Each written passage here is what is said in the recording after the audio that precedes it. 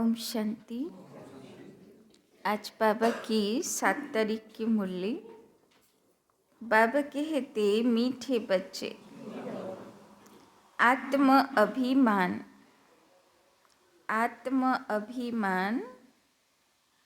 विश्व का मालिक बनाता है। आत्म अभिमान विश्व का मालिक बनाता है।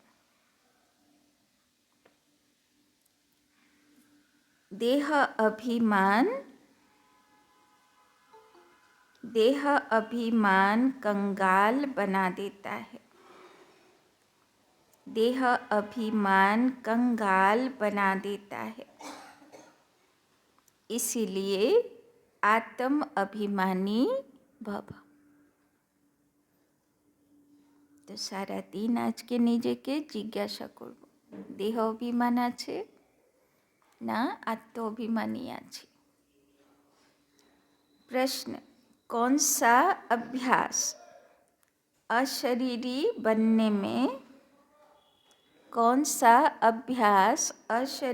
बनने में बहुत मदद करता है? कौन सा अभ्यास अशरीरी बनने में बहुत मदद करता है? कौन अभ्यास करले अशरीरी बा आत्माभिमानी स्थिति रखते पारो? उत्तर, अपने को सदा एक्टर समझो। अपने को सदा एक्टर समझो। जैसे एक्टर पाठ पूरा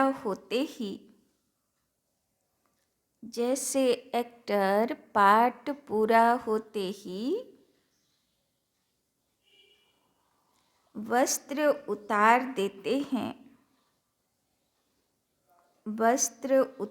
देते हैं,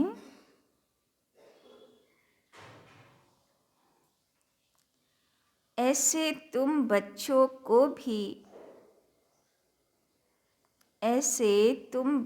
को भी यह अभ्यास करना है। ऐसे तुम बच्चों को भी यह अभ्यास करना है। कर्म पूरा होते ही पुराना वस्त्र शरीर छोड़ अशरीरी हो जाओ। कर्म पूरा होते ही पुराना वस्त्र शरीर छोड़ अशरीरी हो जाओ।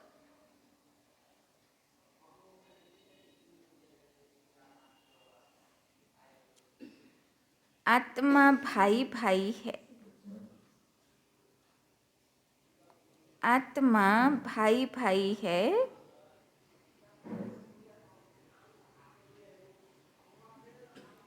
यह अभ्यास करते रहो। आत्मा भाई है, यह अभ्यास करते रहो।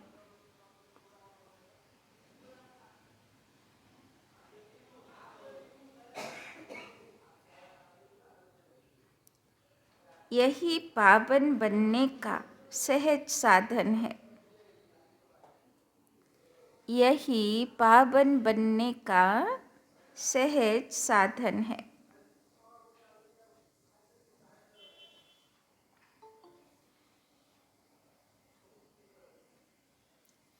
शरीर को देखने से क्रिमिनल ख्यालात चलते हैं। शरीर को देखने से क्रिमिनल ख्यालात चलते हैं। इसीलिए अशरीरी भव।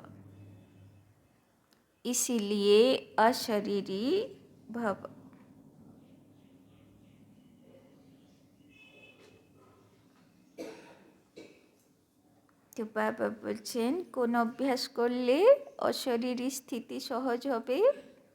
যেমন দাদিরা করত।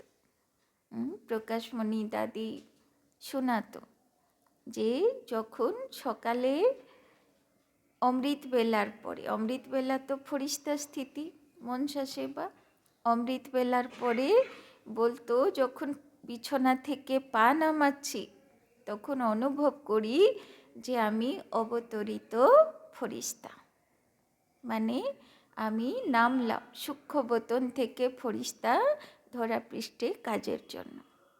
আর বলে সারাদিন তো বাবার সঙ্গে বতনে, বাপ দাদার সঙ্গে, আর যখন রাতে ঘুমাতে যাই তখন দাদি বলছেন যে আমি ভাবি এবার শরীররূপী গাড়ি বিছানারূপী গ্যারেজে রাখলাম আর আমি ফরিস্তা, আমি আত্মা চললাম এবার পরমধামে, সূক্ষ্মবতন, তাই না? বাপ দাদার কোলে ফরিস্তা হয়ে ঘুমালাম। তো কত সুন্দর প্র্যাকটিস। তো একদিনের জন্য আমি কাজের জন্য নামি, এইরকম দাদি শোনাত।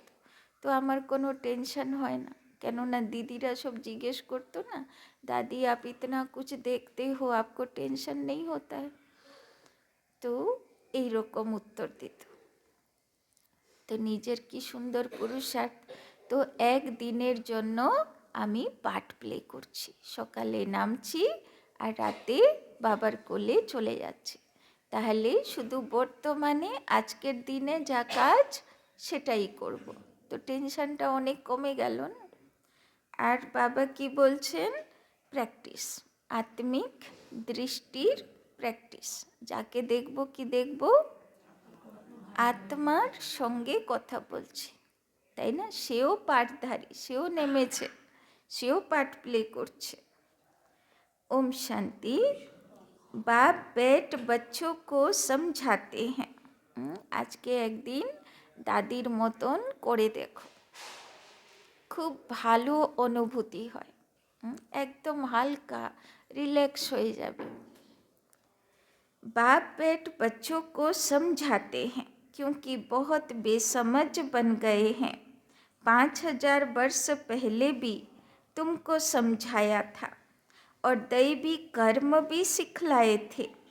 तुम देवी देवता धर्म में आए थे, फिर ड्रामा प्लेन अनुसार पुनर्जन्म लेते लेते और कलाएं कमती होते होते यहाँ प्रैक्टिकली बिल्कुल नील कला हो गई है, क्योंकि यह है तमो प्रधान রাবণ রাজ্য। শিব বাবা বলছেন আমি তোমাদেরকে দিব্য গুণ শিখিয়েছিলাম, দিব্য কর্ম করতে শিখিয়েছিলাম, দেবতা বানিয়েছিলাম, আর আজকে নামতে নামতে কোথায় এসে তমো, একদম নীল, নীল মানা নো কলা, জিরো কলা হয়ে গেছো। यह रावण राज्य भी पहले सतो प्रधान था, फिर सतो रजो तमो बना है, अब तो बिल्कुल ही तमो प्रधान है। अब इसका अंत है। रावण राज्य को कहा जाता है आसुरी राज्य। तो बाबा कहते रावण को जलाने का फैशन भारत में है। राम राज्य और रावण राज्य भी भारतवासी कहते हैं। राम राज्य होता है सतयुग में, रावण राज्य है कलियुग में। यह बड़ी समझने की बातें हैं। बाबा को वंडर लगता है अच्छे अच्छे बच्चे पूरी रीति न समझने के कारण अपनी तकदीर को लकीर लगा देते हैं। রাবণ কে অবগুণ চটক পড়তে হ্যাঁ। বাবা বলছেন যেই বাচ্চাগুলো বাবার কথা বোঝে না তারা নিজের ভাগ্য খারাপ করে নিজের হাতে। दैवी गुणों का खुद भी वर्णन करते हैं।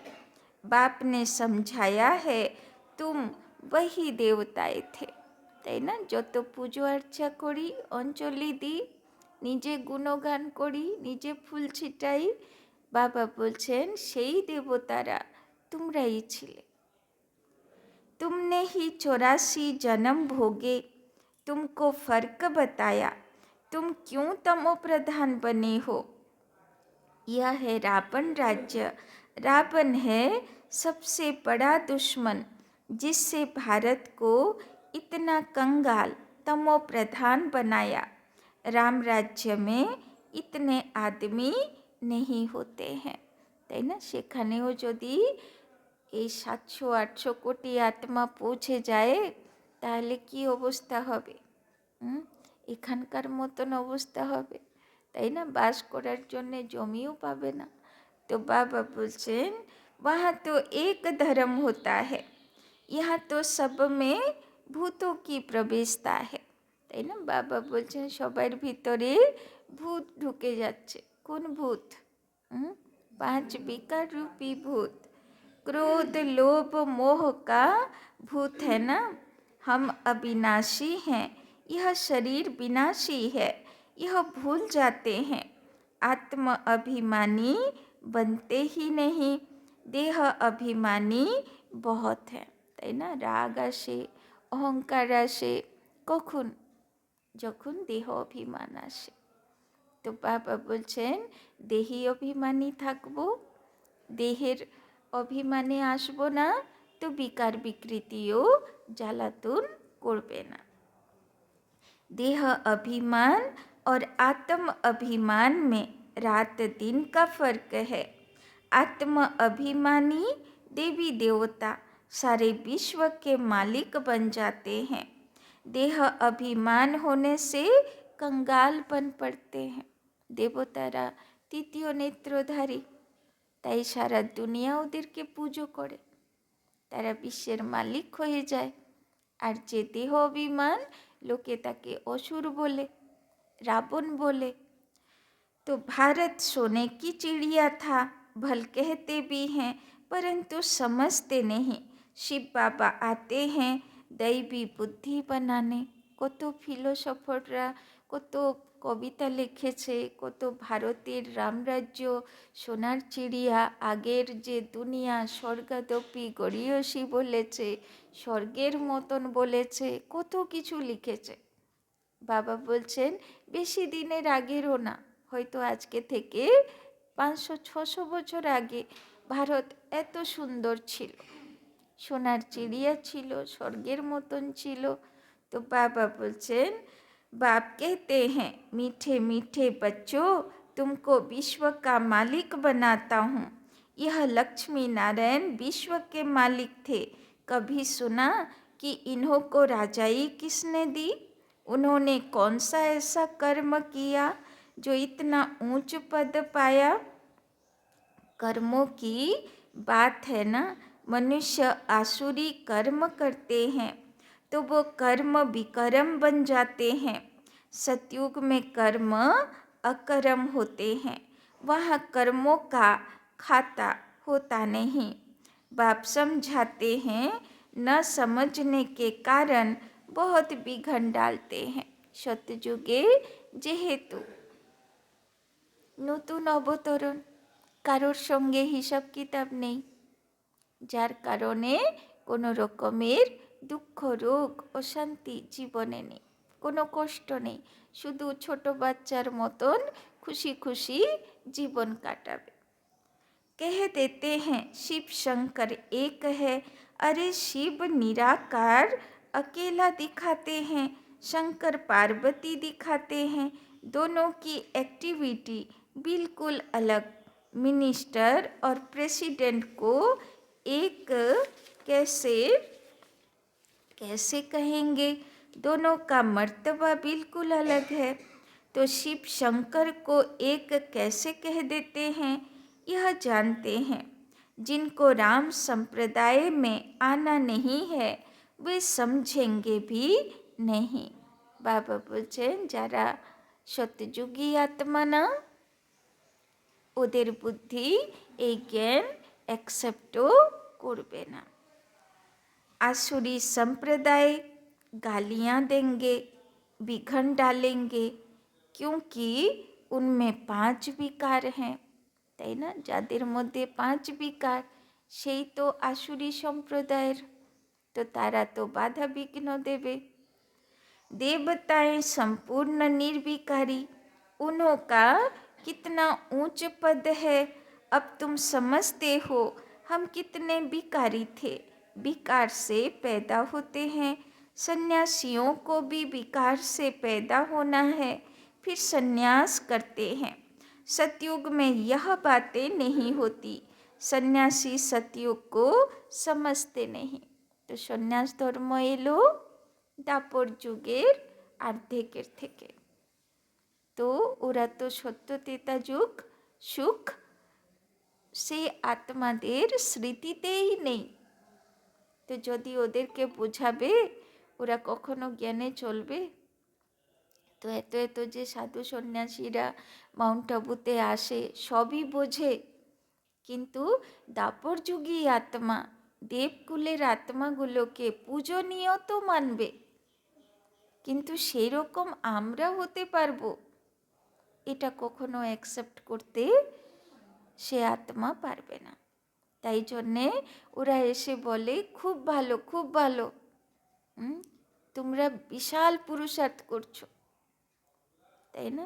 আমরা যখন এই গতবার গেছিলাম, মানসরোবর ভর্তি ছিল অগস্ট মাসে, তখন সন্ন্যাসীরা এসেছিল। তো তখন একজন খুব বড় সন্ন্যাসী, উনি বলছেন যে দেখো আমরা একজন পবিত্র আত্মা হই, তো কত ভক্তজন আমাদেরকে কত আপ্যায়ন করে, আর এখানে দেখো তো 10,000 যুগল এসছিল, পবিত্র যুগল 10,000 এসছিল। তো বলছেন যে দেখো 10,000 পবিত্রতা বাড়ি ঘরে গৃহস্থিতে, আমরা তো গৃহত্যাগী হয়ে পবিত্র, আর এখানে দেখো 10,000 বাড়িতে থেকে পবিত্র আত্মারা, ব্রহ্মচারী আত্মারা বসে আছে। মানুষ চিনছে না, তাই আমাদের একটা কেউ পবিত্র হলে তো কত মান সম্মান, আর তোমাদের দেখো 10,000 বসে আছে, কিন্তু ভগবান কীরকম পর্দা ঢেকে বসিয়ে রেখেছে, তাই না? কেউ চিনতেও পারছে না, তাই না? তো সন্ন্যাসী সতयुग को समझते भी नहीं, তাই না? কত প্রশংসা করছে সে। তো লাস্টে বাবা বলেছে না যে মাতাদের সামনে সন্ন্যাসীরা মাথা নত করবে, বলবে এতদিন আমরা অন্যায় করলাম যে মাতাদের মুখ দেখলে পাপ হয়, কিন্তু তোমরা তো বড় ত্যাগী তপস্বী হয়ে গেলে আমাদের থেকে।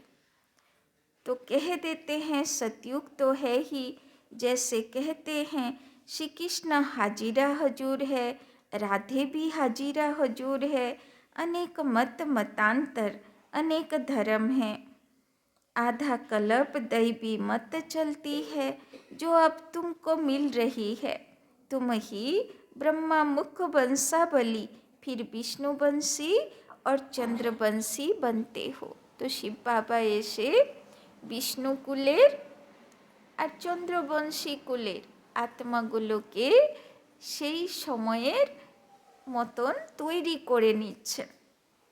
वो दोनों डिनाइस्टी और एक ब्राह्मण कुल कहेंगे, इनको डिनाइस्टी नहीं कहेंगे, इनकी राजाई होती नहीं, यह भी तुम ही समझते हो, तुम्हारे में भी कोई कोई समझते हैं, कोई तो सुधरते नहीं, कोई ना कोई ভূত है। বাবা বলছেন কেন শুধরাতে পারে না বাচ্চাগুলো? কোনো না কোনো ভূত খুব জ্বালায়। তো বাবা বলছেন চেকিং করো, কোন ভূত? সব ভূত সবার মধ্যে নেই, কোনো একটা ভূত আছে যে বেশি করে জ্বালায়, তাই না? যত তাড়ালে যায় না। তো বাবা বলছেন চেকিং করো কোন বিকার রূপী ভূত খুব জ্বালাতন করছে। तो लोभ का भूत, क्रोध का भूत है ना, सतयुग में कोई भूत नहीं। सतयुग में होते हैं देवताएं जो बहुत सुखी होते हैं, भूत ही दुख देते हैं, काम का भूत आदि मध्य अंत दुख देता है, इसमें बहुत मेहनत करनी है, मासी का घर नहीं है, তাই না? যে দিন থেকে দাপরের পর থেকে সব রাজাগুলো বিকারি হয়ে গেল, এবার সেখান থেকে ঝামেলা শুরু হলো, তাই না? সব রাজ পরিবার ইতিহাস দেখো, কত ষড়যন্ত্র চলছে, কে কার পিছনে কী কাণ্ড করছে, তাই না? তো সব ঝামেলা উৎপন্ন হলো কাদের দ্বারা? প্রজা তো ভালো মতনই ছিল। তো আরম্ভ হলো দুনিয়াতে বিকার বিকৃতি ঝামেলা অশান্তিকে শুরু করলো, সব রাজাগুলো শুরু করলো। तो बाबा बोलছেন बाप कहते रहते हैं भाई बहन समझो तो ক্রিমিনাল দৃষ্টি না যায়।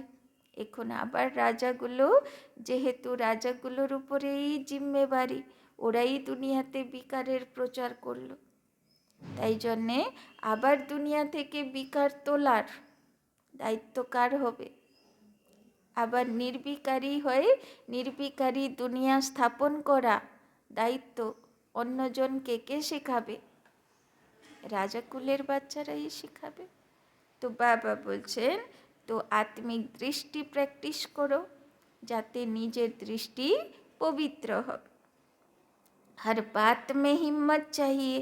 कोई कह देते हैं शादी नहीं करोगे तो निकलो घर से बाहर, तो हिम्मत चाहिए।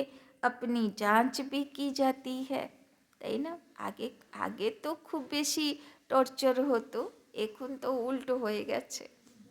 আগে মেয়েদেরকে টর্চার করতো, এখন মেয়েরাই ছেলেদের টর্চার করছে, তাই না? সিস্টেম উল্টে গেছে এখন। तुम बच्चे बहुत पद्मा पदम भाग्यशाली बन रहे हो।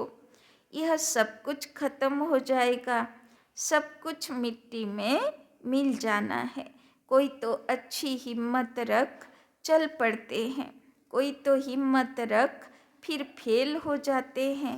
बाप हर बात में समझाते रहते हैं। बाबा बोलছেন সাহস রাখো তো হার মানবে না। যতবারই বিকার রূপী ভূত ফেলে দেবে অতবারই তুমি উঠে দাঁড়াবে, হার কখনো স্বীকার করবে না। হার না মানলে এক না একদিন বিজয়িত হবে। बाप हर बात में समझाते रहते हैं परंतु नहीं करते तो समझा जाता है पूरा योग नहीं है। भारत का प्राचीन राजयोग तो मशहूर है, इस योग से ही तुम विश्व के मालिक बनते हो।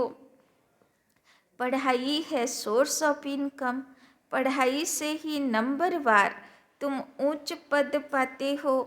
भाई बहन के संबंध में भी बुद्धि चलायमान होती है, इसीलिए बाप इससे भी ऊंच ले जाते हैं कि अपने को आत्मा समझो, दूसरे को भी आत्मा ভাই ভাই সমঝো, তাই না? আগেকার মানুষ মাত্র 100 বছর আগে বা আমাদেরই ছোটোবেলায় কথা থাকতো গ্রামের মেয়ে গ্রামের ছেলে বিয়ে দেয় না, কেননা ভাই বোন, তাই না?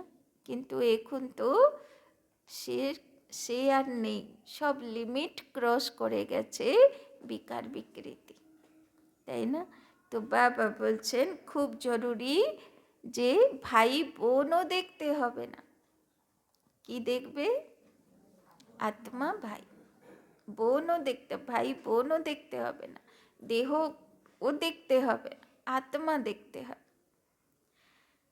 तो इन सब भाई भाई हैं, तो दूसरी दृष्टि जाएगी नहीं। शरीर को देखने से क्रिमिनल ख्यालात आते हैं। बाप कहते हैं बच्चे अशरीरी भव देही अभिमानी भव। तो आज के सारा दिन अशरीरी देही अभिमानी अवतरित आत्मा पाठधारी आत्मा और आत्मिक दृष्टि वाला आत्मा होते हैं। तो बाबा आज के सूक्ष्म पुरुषार्थ दिए। अपने को आत्मा समझो, आत्मा अविनाशी है। शरीर से पाठ बजाया फिर शरीर से अलग हो जाना चाहिए। वो एक्टर्स पार्ट पूरा कर कपड़ा बदली कर देते हैं। बाबा बोलছেন सारा दिन पाठ प्ले करो, রাতে যখন ঘুমাতে যাবে তো এই রোল, যে শরীর যে রোল এখন প্লে করছি এই লাইফে, সেখান থেকে নিজেকে আলাদা আত্মা বা ফরিস্তা মনে করে উপরে চলে যাও। শরীররূপী গাড়ি বিছানারূপী গ্যারেজে রেখে দাও, সকালে কাজে আসবে, একদম ডিটেচ হয়ে যাও।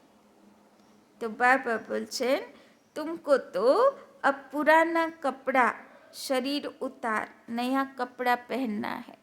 বাবা বলছেন একদম আত্মা হয়ে যাও, রাতে আলাদা হয়ে উপরে চলে যাও। তাহলে এই যে ডিটেচ হবার প্র্যাকটিস, সে লাস্টের সময় খুব কাজে দেবে। শরীর কাপড়ের মতন ছেড়ে চলে যেতে পারবো, তাই না? রমেশ ভাই ছিলেন না অ্যাকাউন্ট সেকশনের RCS 108 বানা, উনি নিজেকে 108 বিজয়ী রত্নের লাস্ট দানা বলে বলতেন আমি সেই পুরুষার্থ করছি যাতে 108-এর লাস্ট দানাতে আসব। তো উনি যখন দেহ রাখলেন, ওনার যখন ভোগ লাগানো হলো, তখন ওনার মেসেজে মানে যে দাদি ভোগ লাগালেন ওনার মধ্যে তো আসলেন না, তখন উনি এসে নিজের কথা বললেন।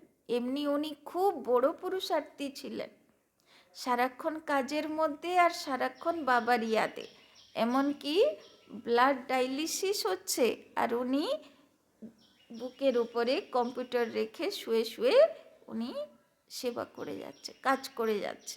যেহেতু অ্যাকাউন্টসের কাজ থাকতো, সারা দেশ বিদেশের যত সেন্টারের সব হিসাব গভর্নমেন্টের সঙ্গে ক্লিয়ার করার দায়িত্ব ওনার ছিল। তো উনি যখন দেহ রাখলেন, যদিও বা উনি পুরো দেহি অভিমানী স্থিতিতে থাকতেন, সেও যখন দেহ রাখলো সে বলছে যে এত দেহি অভিমানী প্র্যাকটিস করলাম,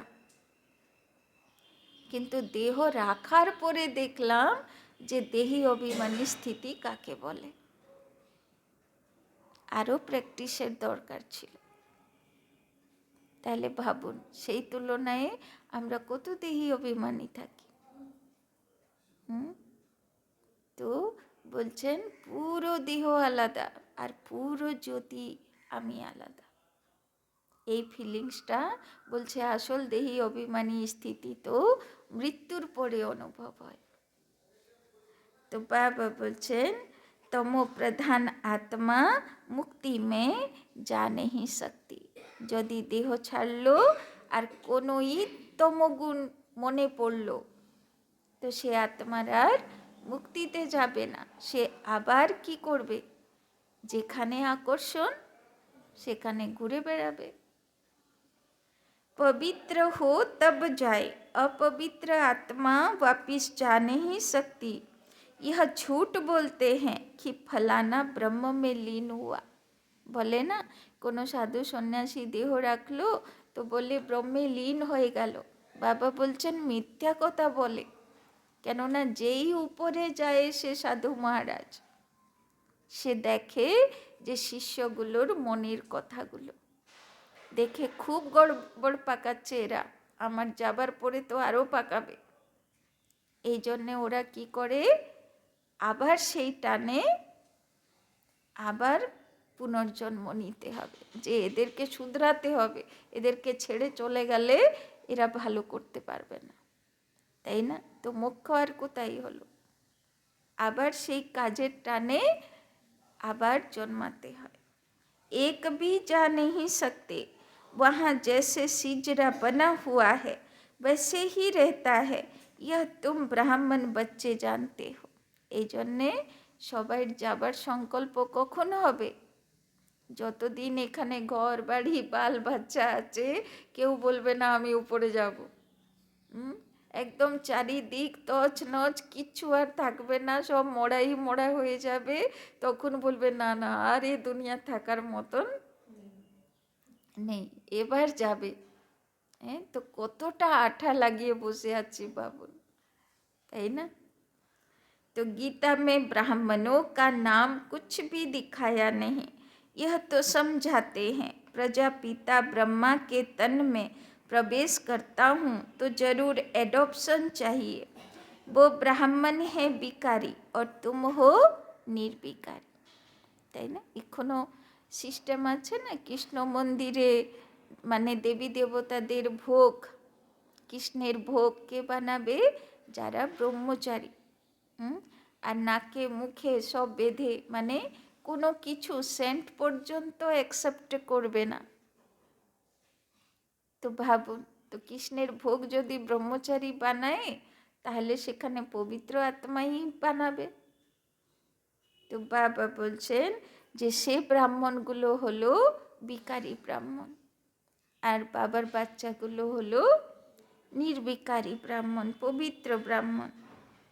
निर्विकारी बनने में बहुत सितम सहन करने पड़ते हैं, তাই না? বাবা বোঝে বেচারাগুলোকে খুব কষ্ট করতে হয় পবিত্র থাকতে গেলে, কিন্তু তবুও বাবা বলে কষ্ট করো, তবুও সহ্য করো, টর্চার সহ্য করো, কিন্তু পবিত্র তো হতে হবে।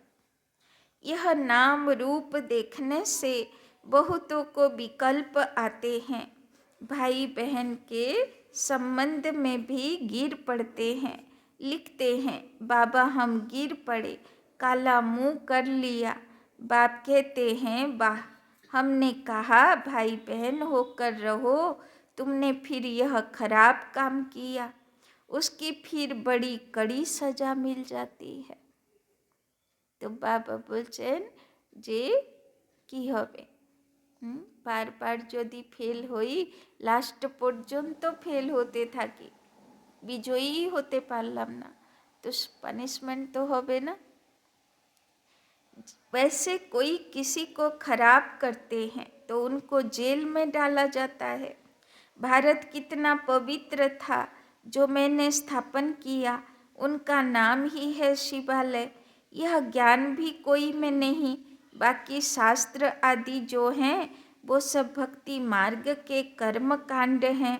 सतयुग में सब सदगति में हैं, इसीलिए वहाँ कोई पुरुषार्थ नहीं करते। বাবা বলছেন যা কষ্ট করবে এখানে করে নাও, সত্যযুগে তোমার খেলাধুলার সময়, পিকনিকের সময়, সেখানে কোনো পুরুষার্থ করতে কেউ বলবে না। तो बाबा बोलचन सतयुग में यहाँ सब गति सदगति के लिए पुरुषार्थ करते हैं, क्योंकि दुर्गति में हैं। गंगा स्नान करने जाते हैं तो गंगा का पानी सदगति देगा क्या? यदि गंगा पानी यदि पाप धुए नहीं तो তাহলে তো রোগ বিমারি অসুখ বিসুখ পরিস্থিতি সমস্যা যা আসতো, মানুষ গিয়ে গঙ্গা স্নান করতো আর সব পরিস্থিতি চলে যেত, সমস্যা মিটে যেত, কর্মভোগ মিটে যেত, কিন্তু সেটা তো হচ্ছে না। वो पावन बनाएगा क्या? कुछ भी जानते नहीं, तुम्हारे में भी नंबरवार है। कोई तो खुद नहीं समझते तो दूसरों को क्या समझाएंगे, इसीलिए बाबा भेजता नहीं, गाते रहते हैं, बाबा आप आएंगे तो आपकी श्रीमत पर चलकर देवता बनेंगे। देवताएं रहते हैं सतयुग और त्रेता में। यहाँ तो सबसे जास्ती काम विकार में फंसे हुए हैं। काम विकार बिगर रह नहीं सकते।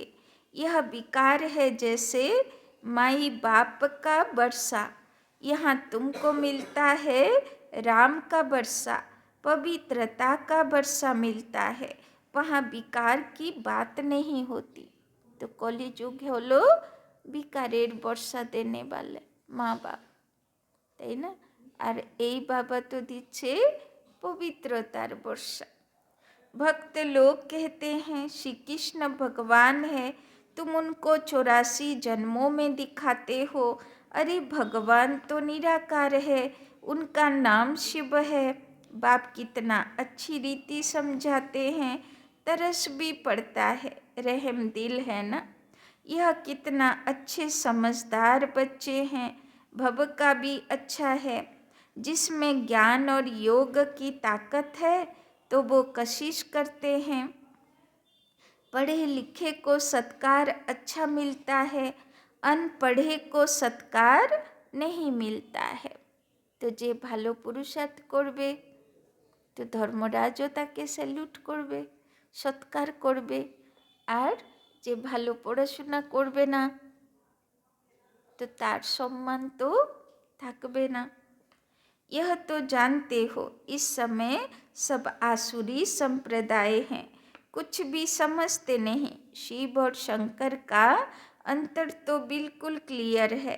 वो है मूल वतन में, वो सूक्ष्म वतन में, सब एक जैसे कैसे होंगे। यह तो तमो प्रधान दुनिया है। रावण दुश्मन है आसुरी संप्रदाय का, जो आप समान बना देता है। अब बाप तुमको आप समान दैवी संप्रदाय बनाता है। तो কেউ একজন গান লিখেছে না, হিন্দিতে আছে, यहाँ तो घर घर में रावण है, इतना राम कहाँ से लाऊं। তাই না? তো সবার ভিতরে এক একটা রাবণ বাস করে। তো 10 মাথাকে কাটতে হবে, তো 10 মাথাকে বধ করতে হবে। वहाँ रावण होता नहीं, आधा कल्प उनको जलाते हैं। राम राज्य होता है सतयुग में। गांधी जी राम राज्य चाहते थे, लेकिन वो राम राज्य कैसे स्थापन कर सकते। वो कोई आत्म अभिमानी बनने की शिक्षा नहीं देते थे। बाप ही संगम पर कहते हैं आत्म अभिमानी बनो, यह है उत्तम बनने का युग। बाप कितना प्यार से समझाते रहते हैं, घड़ी घड़ी कितना प्यार से बाप को याद करना चाहिए। बाबा आपकी तो कमाल है, हम कितने पत्थर बुद्धि थे, आप हमको कितना ऊंच बनाते हैं। তাই না? কত শ্রেষ্ঠ আসনে বাবা আমাদেরকে তুলতে চায়, দেবী দেবতার মতন পূজনীয় আসনে, তাই না? तो आपकी मत बिगर हम और किसी की मत पर नहीं चलेंगे। तो शिव बाबा की চাই বাচ্চাগুলো তোমরা মন থেকে বলো যে বাবা আমরা তোমার শ্রীমতে চলবো, আর কারোর মতে চলবো না। पिछाड़ी को सब कहेंगे बरोबर, ब्रह्मा कुमार कुमारियाँ तो दैवी मत पर चल रहे हैं। बाबा बोलছেন কিছুদিন অপেক্ষা করো, লাস্টের সময়ে সবাই বুঝে যাবে যে এরা তো দৈবী মতে চলে, এরা তো দৈবী ধর্ম স্থাপনা করছে, তাই না? कितनी अच्छी अच्छी बातें सुनाते हैं, आदि मध्य अंत का परिचय देते हैं, कैरेक्टर सुधारते हैं। तो बाबा বলছেন পরে সবাই বুঝতে পারবে যে এরা দৈবী ক্যারেক্টার ধারণ করাচ্ছে। अच्छा, मीठे मीठे शिकिलधे बच्चों प्रति मात पिता बाप दादा का याद प्यार और गुड मॉर्निंग। रूहानी बाप की रूहानी बच्चों को नमस्ते, रूहानी बच्चों की रूहानी बाप दादा को पदम गुना नमस्ते नमस्ते नमस्ते। सदा रहेंगे हंसते, बनेंगे फरिश्ते, चलेंगे परम धाम के रास्ते। 1 नंबर, दृष्टि को शुद्ध पवित्र बनाने के लिए, दृष्टि को शुद्ध पवित्र बनाने के लिए किसी के भी नाम रूप को न देख, किसी के भी नाम रूप को न देख, अशरीरी बनने का अभ्यास करना है। अशरीरी बनने का अभ्यास करना है। तो बाबा बोलছেন দেহরূপী ডাব্বাকে দেখবে না, তার ভিতরে আত্মা হীরা আছে না কালা কয়লা আছে সেটাকে ফিল করবে, দেহরূপী ডাব্বাকে দেখতে হবে। स्वयं को आत्मा समझ, स्वयं को आत्मा समझ, आत्मा भाई से बात करनी है। स्वयं को आत्मा समझ, आत्मा भाई से बात करनी है। तो सारा दिन आत्मा देखे, आत्मा भाई देखे कथा बोल। दूसरा पॉइंट, सर्व का सत्कार प्राप्त करने के लिए, सर्व का सत्कार प्राप्त करने के लिए ज्ञान योग की ताकत धारण करनी है।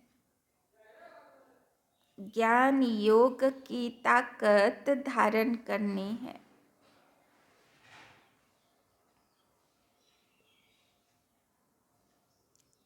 दैवी गुणों से संपन्न बनना है। दैवी गुणों से संपन्न बनना है।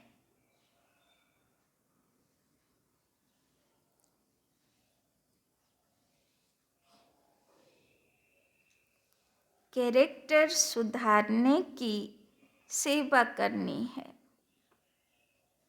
कैरेक्टर सुधारने की सेवा करनी है। तो বাবা আমাদেরকে দিব্য গুণ রূপী ফুলে সাজাচ্ছেন। তো আমাদেরকেও নিজেকে দেখতে হবে ক্যারেক্টার যাতে ভালো হয়। वरदान, बीमारी कॉन्शस के बजाय, बीमारी कॉन्शस के बजाय खुशी खुशी से हिसाब किताब चुकतू करने वाले, बीमारी कॉन्शस के बजाय खुशी खुशी से हिसाब किताब चुकतू करने वाले सोल कॉन्शस भव, सोल कॉन्शस भव।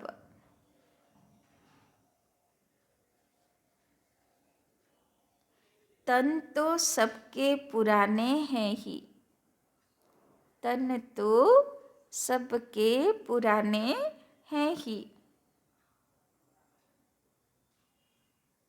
हर एक को, हर एक को कोई न कोई छोटी बड़ी बीमारी है। हर एक को कोई न कोई छोटी बड़ी बीमारी है। लेकिन तन का प्रभाव, लेकिन तन का प्रभाव अगर मन पर आ गया, लेकिन तन का प्रभाव अगर मन पर आ गया तो डबल बीमार हो, तो डबल बीमार हो, बीमारी कॉन्शस हो जाएंगे। तो डबल बीमार हो, बीमारी कॉन्शस हो जाएंगे। इसीलिए मन में कभी भी, इसीलिए मन में कभी भी बीमारी का संकल्प, इसीलिए मन में कभी भी बीमारी का संकल्प नहीं आना चाहिए। इसीलिए मन में कभी भी बीमारी का संकल्प नहीं आना चाहिए। तब कहेंगे सोल कॉन्शस, तब कहेंगे सोल कॉन्शस।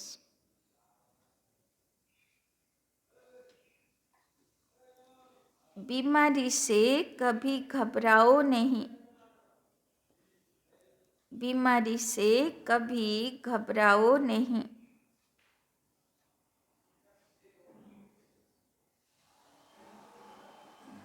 थोड़ा सा दवाई रूपी फ्रूट खाकर,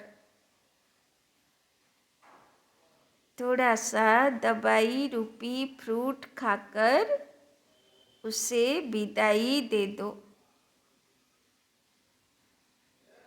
थोड़ा सा दवाई रूपी फ्रूट खाकर उसे विदाई दे दो। खुशी खुशी से हिसाब किताब चुकतू कर, खुशी खुशी से हिसाब किताब चुकतू करो।